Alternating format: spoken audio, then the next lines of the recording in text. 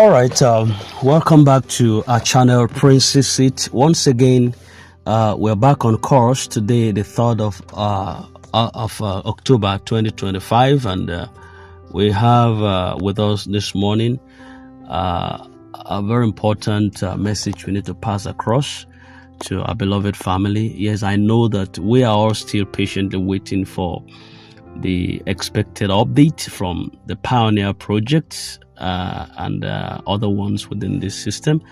And at this stage, I want to assure you of something very important, that is, your expectations would not be cut short in the name of Jesus Christ. And so, sometimes when we are in a season of waiting, the best thing to do is to keep ourselves nourished, to keep ourselves equipped and also educated, so that by the time the real blessing comes, we will not, be caught unawares. We will know how to maximize it. And that is why, while we wait for the next big announcement, I'm taking this opportunity also to shine light on some different areas where you can invest or channel your energy. And this morning, we will be looking at two very important ventures that a lot of you also possibly have asked questions about. And we have two people who have asked questions about this particular angle. We have one from Mr. Anthony Ogo, who says, please throw more light on fishery farming. And then we also have Mr. Emmanuel Chiaolam, who says, good evening, sir. I really appreciate your advice. Please direct me on Table Water Company. So these are the two that we will be focusing on this morning. But first thing first, understanding the fish farming, which is also referred to as aquaculture. Aqua means water. You understand? So fish farming, which is called aquaculture, is the raising of fish in controlled environments like ponds, like tanks or cages for commercial purposes. Now, unlike depending on rivers and seas where fishing is uncertain, fish farming gives you some control over growth and also feeding and harvesting and also sales. Now, why fish farming is very important? The reason is because there is high demand for fish currently. Fish is one of the most consumed sources of protein worldwide, and in Nigeria and across Africa, catfish, tilapia, and mackerel are also in hot demands. Then it also has some health benefits, which is a healthy meat option currently because it is actually low in cholesterol and also high in nutrients like the omega-3 fatty acids. Now, the income generation part of fish, if you have a proper planning system in place, fish farming can give you returns in a matter of months, possibly 5 to 6 months for catfish. I've entered into catfish farming before, and I know what I'm talking about. And it also has a way of creating employment for a lot of people, from feed production to harvesting and also marketing. Fish farming has a way to create jobs for a lot of people. Now, there are types of fish farming. For you to know, there are types of fish farming system that we have. We have the catfish farming. Then we also have the tilapia. We have there's one that is called Etoroclaris, and then we also have the section on the fingerlings.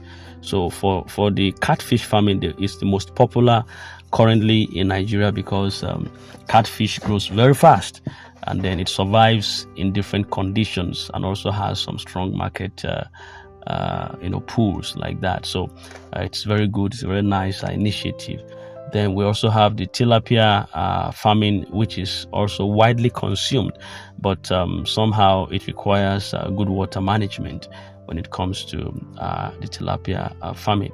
Now we have the Etoroclarias, which is also referred to as the hybrid fish, which comes as a result of the crossbreeding of African catfish and other species, and they are also very resilient. They are very fast growing. if you really manage them well. Then we have the fingerling production, where some farmers focus on breeding fingerlings, which are referred to as the baby fish specifically. Their main job is just to grow the fingerlings for sale to other fish farmers. So these are the different types of fish farming that we have, ranging from catfish, tilapia, hybrid fish, and also fingerling production. Now, if you have to start on fish farming, there are some basic requirements that you need. They are necessities. First off, you're going to need land or space. You really need land for ponds or land for tanks. Even if you don't own a land, you can always rent one. You understand? You can always rent one to start off. Then the water supply is very important. Water is life for fish. The natural habitat of a fish is water. Remove fish out of water and it dies. You understand? So that's the most important thing for fish. You can find a fish inside the water for 2 months and you're not feeding it and it's alive. As long as it's inside that water, it won't die. It might not grow, but it will be there. So it will be there moving. You understand? So water is really very important for fish, and specifically borehole water is the best. Though streams and rivers with proper treatment also can work. So, but borehole is specifically good for fish. Then ponds or tanks, fish can be raised in some concrete ponds, some earthen ponds, some plastic tanks, and also some tarpaulin ponds. Also, they are useful to raising fish. All right, I'm going to be with you shortly and in a moment, just after this timeout. Don't go anywhere.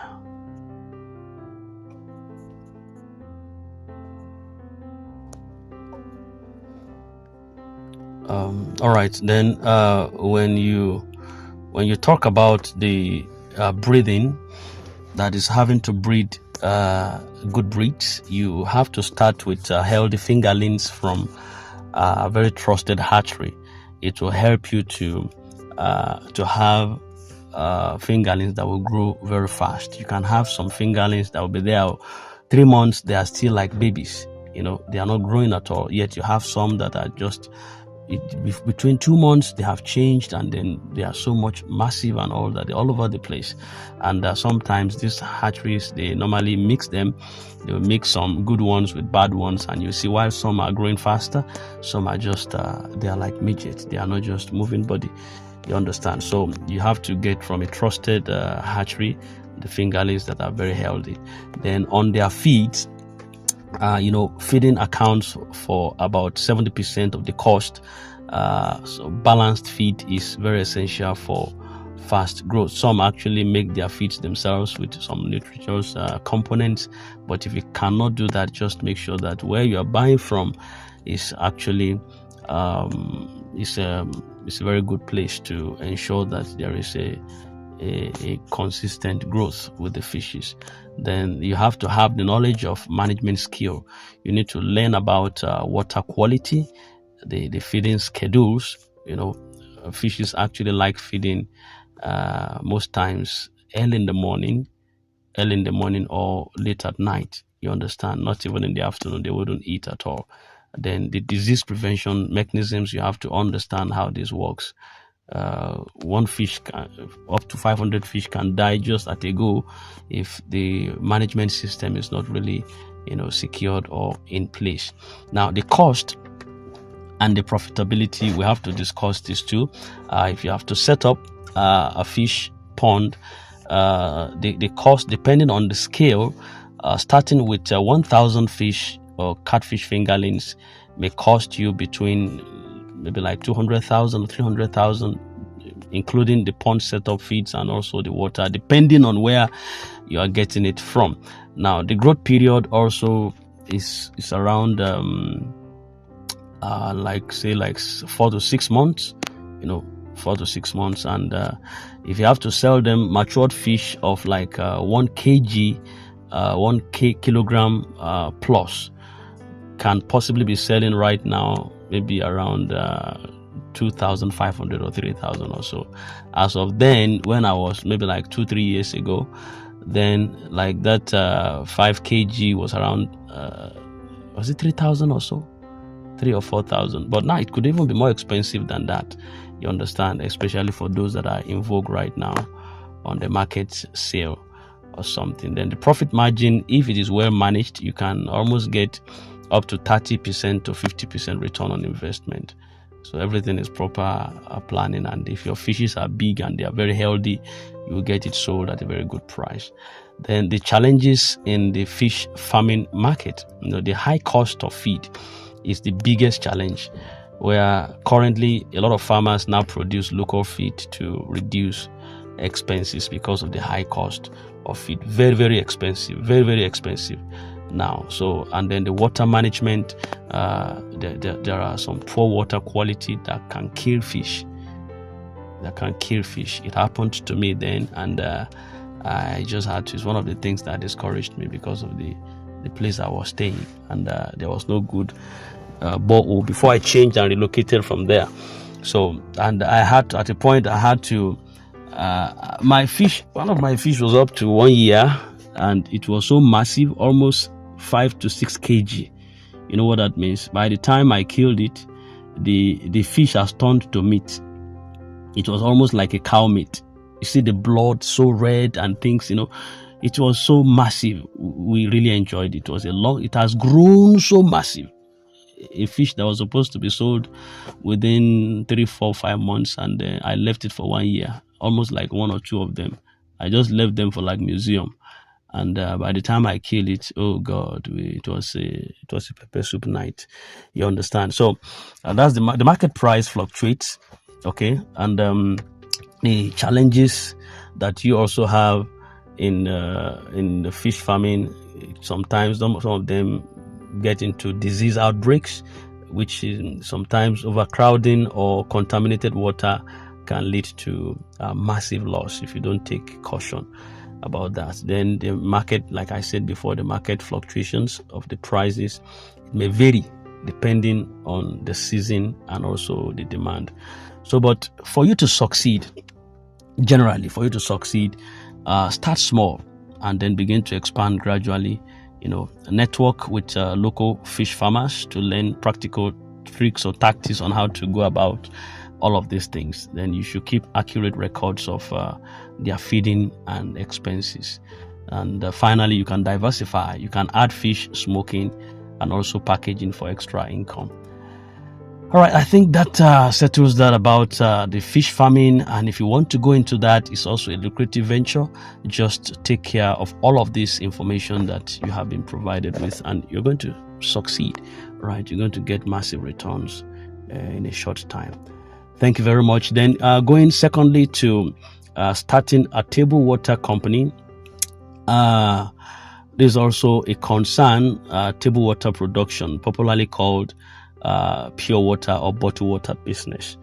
Now, this industry is one of the most evergreen and profitable ventures in Nigeria and even Africa at large, because just like we said before, water is life. Of course, there's no way. I think Fela sang a song then. If you want to bath, it's water you're going to use. If you want to drink, it's water you're going to use. If you want to cook, it's water you're going to use. It's a water. You no get enemy. So why the water business? It's an essential need. People cannot survive without water. It's not only fishes now, including human being. We need our body system composed of like 95% of water. Then the health factor is also there due to pollution. A lot of people no longer trust untreated tap waters. And then there's the ever-increasing demand from households to events, offices, schools, and markets. Pure water is always in demand. So we're just trying to give us why there is a need for water business. The profitability, the margin per sachet or bottle may look a little bit small, but the volume that is sold daily makes it very, very lucrative, very highly lucrative. So you can think of venturing into this scheme, Then we have different types of water businesses, ranging from the sachet water, which is called the pure water, the bottled water, the dispenser, the refilled water, and the rest of them like that. Now, the sachet water, which is sold in small nylon packs, cheap to produce and also consumed massively almost every time. The bottled water still a little bit of higher quality packaging, and it's more prestigious and also sells at a higher price. Then the distilled water, which is also called refilled water, we have it in large refilled bottles for some offices, for some homes, then some growing market trends. So these are also different types that you can venture into while you start your water business. Now, if we have to talk about the requirement for starting the table water business, I think you need to prepare for that. The requirements sometimes, or largely, you have to prepare for the capital.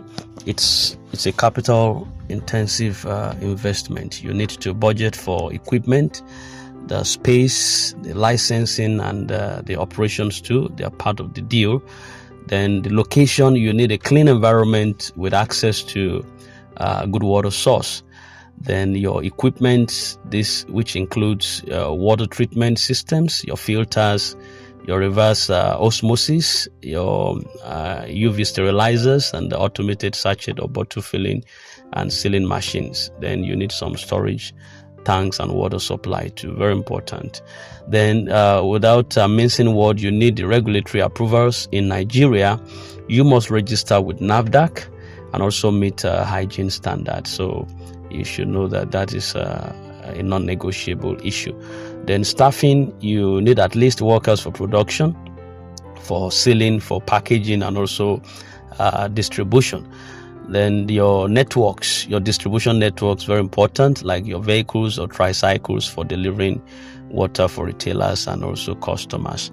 Now, the cost per breakdown, if we want to do some summary of assessments of cost breakdown for you, like the sachet water, for example, machine cost between 700,000 to 1.5 million, depending on the capacity of that. Then drilling borehole and treatment plant is around, you should prepare something like around 500,000 to 1 million, depending on the location. They have to do some topography, the kind of assessment and all that. Then the packaging materials like the sachet, the nylon, is also cost implicative. It's part of the continuous expenses. Actually, your staff salaries and utilities, monthly expenses are there. Then your registration, NAFDAC registration is around 100,000 to 200,000, depending on the category of it. So with 2 million to 5 million estimate, you can actually start a small to medium scale sachet water factory. You understand? So if we talk about the profit potential, one sachet of water currently sells for around 20 naira retail, and a bag of 20 sachets, it kind of sells at 300 to 400 naira, some 350 depending on the area. You can even get 3 pure water now for 100 naira. You understand? So if your machine produces like 2,000 bags in a week, that is about like 600,000 to 800,000 gross income rather. And after removing your cost, the materials, the salaries, the electricity, and what have you, you can make up to 250,000 to 400,000 profit monthly. So bottled water business requires higher capital, but it also yields higher prestige and bigger profits afterwards if it is managed intensively. The challenges in the table water business, government regulations are part of it. NAFDAC inspections and renewals can be very strict. Then the high competition. A lot of people are into the business, so your branding and distribution matters a lot because there is competition, highly competitive. Then power supply is very important. The heavy reliance on generators, it has a way it increases the cost generator these days is not, you have to fuel it, and fuel price right now is not something to smile with. The transportation and delivery logistic is key. Yes, without good distribution mechanisms, your product won't reach the market organ or quarter where it is expected to reach. So, but how do you succeed finally? I'm going to bring this to an end right now. It's already getting longer. You must ensure that the water quality is very hygienic. Nothing destroys a brand faster than contaminated water. Then you must invest in branding and packaging. Make sure that your sachet or bottle is very attractive. You should also have to build strong distribution channels, work with shop owners, event centers, schools, and also vendors to get good communication network distribution. Then you can start with sachet water, then with time expand it into bottled water as your brand continues to grow. So my dear friend and everyone listening to me right now, whether it's fish farming or table water business, all of them are wealth creating ventures that anyone can enter with the right planning system. Fish farming brings food to the table, while the water business quenches the thirst of millions of Nigerians. And as we continue to wait for the Pioneer disbursement and the UAG disbursement, let's not just fold our hands. Let's keep gaining knowledge. Let's keep preparing and positioning ourselves for the future that is ahead of us. Remember that we are a family here. And as God blesses us with resources, we will always touchlight different opportunities so that no one is left behind. Your season of lifting is close. And very soon, in a very short while, you're going to testify. Your expectation will not be dashed in the mighty name of Jesus. Thank you. This is Princess. In case this resonated deeply with you, share to some other persons. And in case you have some concerns more, you can project it alongside. We would definitely do some justices to them. Thank you very much, and do have a nice day.